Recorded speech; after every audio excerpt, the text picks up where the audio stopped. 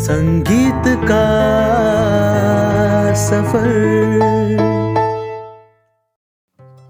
Hello दोस्तों, मैं अमित संगीत सफ़र में आपका स्वागत करता हूं। संगीत सफ़र म्यूज़िक थ्योरी सीरीज़ का पार्ट 7 हम देख रहे हैं। इससे पहले मैंने बाकी पार्ट्स बनाए हैं। अगर उनमें से आपने कोई भी वीडियो मिस की है तो नीचे डिस्क्रिप्शन में मैंने उसका लिंक दिया है, वहां जाके आप उस वीडियो को भी देख सकते हैं। आइए तो आज हम जानेंगे कि दो रागों में सेम सुर लगने के बावजूद भी वो दोनों एक दूसरे से अलग कैसे। जैसे कि राग भोपाली और राग देशकार, इन दोनों के सुर सेम लगते हैं, दोनों में 5-5 सुर लगते हैं, परंतु फिर भी यह दोनों जब गाए जाते हैं तो एक दूसरे से अलग लगते हैं, बिल्कुल विपरीत लगते हैं। आखिर कैसे? आपने बहुत सारे विद्वानों के मुंह से सुना होगा कि इस राग की जाति ये है, इस राग का वर्ण ये है, राग में आरोह ये है, पकड़ ये है, राग का चलन क्या है। इन सारे क्वेश्चन का आंसर आज हम इस वीडियो में देखेंगे। किसी भी राग को गाने से पहले हमें कुछ चीज़ों की परिभाषा जानना बहुत ज़रूरी है, जिससे कि वह राग और उसको बेहतर गा सकते हैं। ऐसे ही एक चीज़ है जैसे जन्य राग या जनक ठाट। इसके बारे में भी जानना बहुत ज़रूरी है कि जनक ठाट क्या होता है। जनक ठाट से आप समझते होंगे, जनक से मतलब जन्म देने वाला, जैसे कि पिता। ठाट को रागों का पिता कहा गया है, इसलिए इसको जनक ठाट कहा गया। ऐसे ही जन्य राग, जन्य मतलब जन्म लेना। कोई भी राग ठाट से ही जन्म लेती है, उत्पन्न होती है, इसलिए उसे जन्य राग कहा गया। अगला है आश्रय राग। आश्रय राग वह राग होता है जिसके नाम पे ठाट का नाम रखा गया, उसे हम आश्रय राग कहते हैं। ऐसे ही आरोह और अवरोह। आरोह का मतलब मैथ में हम देखते हैं असेंडिंग ऑर्डर को असेंडिंग ऑर्डर, डिसेंडिंग ऑर्डर, तो सेम वैसे ही आरोह का मतलब चढ़ते क्रम और अवरोह का मतलब उतरते क्रम। चलिए इसको और इजीली समझते हैं संगीत की भाषा में।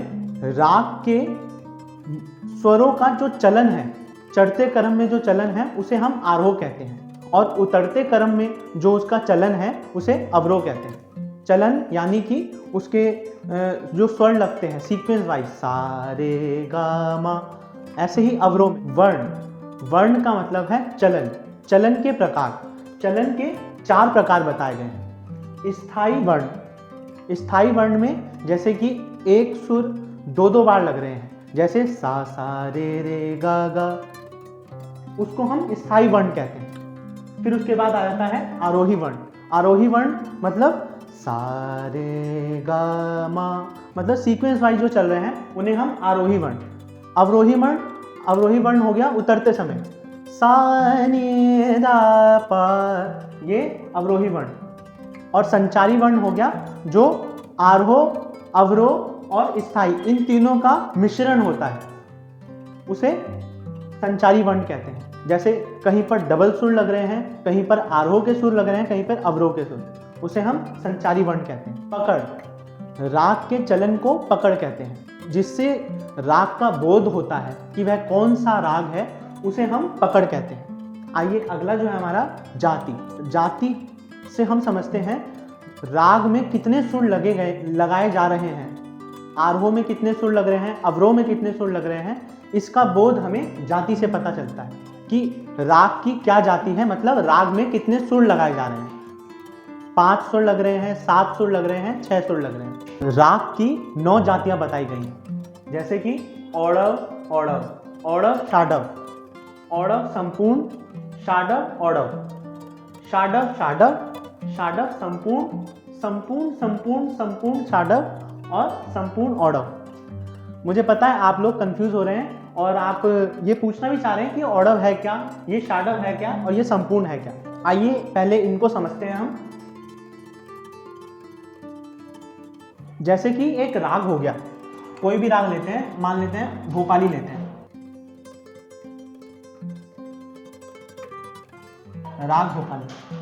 राग भोपाली का आरोह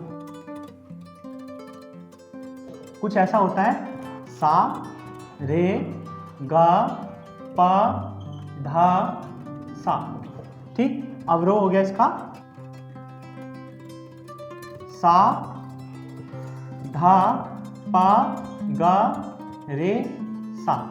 ठीक, कितने सुर लग गए इसमें? 1 2 3 4 5, 5 सुर लगे इसमें। तो ये इसकी जाति बन गई। जैसे आरोह में 5 सुर लगे तो औड़व आएगा, औड़व।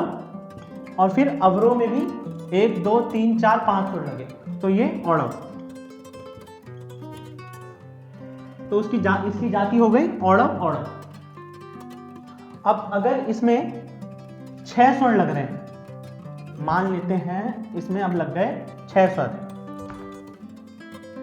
जैसे धा नी सा, गा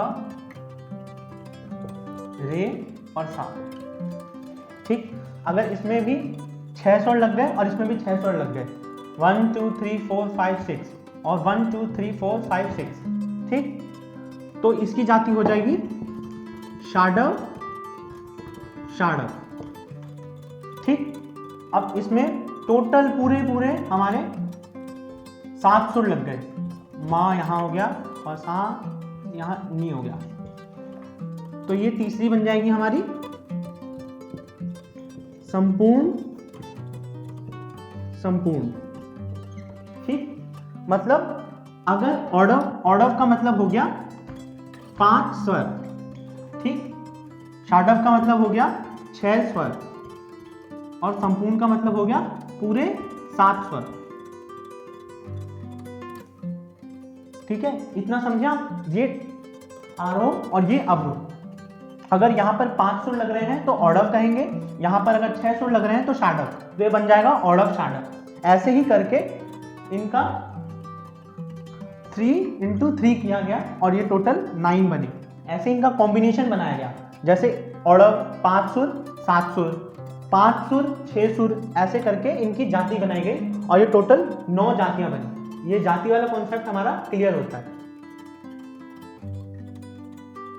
तो दोस्तों, आज हमने जो भी कुछ सीखा उनमें से आपको किसी भी टॉपिक पे कोई भी डाउट हो तो नीचे कमेंट में ज़रूर बताइएगा। मैं आने वाली वीडियो में उनके ऊपर और डिटेल में समझा दूंगा आपको।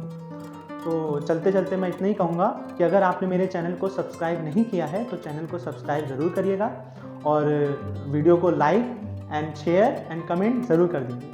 मिलते हैं अगली वीडियो में। धन्यवाद एंड नमस्कार।